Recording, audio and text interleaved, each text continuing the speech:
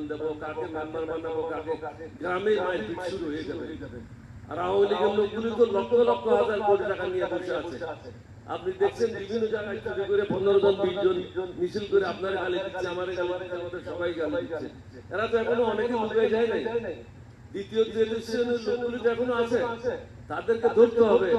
তাদেরকে না ধরলে নির্বাচন সুষ্ঠু হবে না।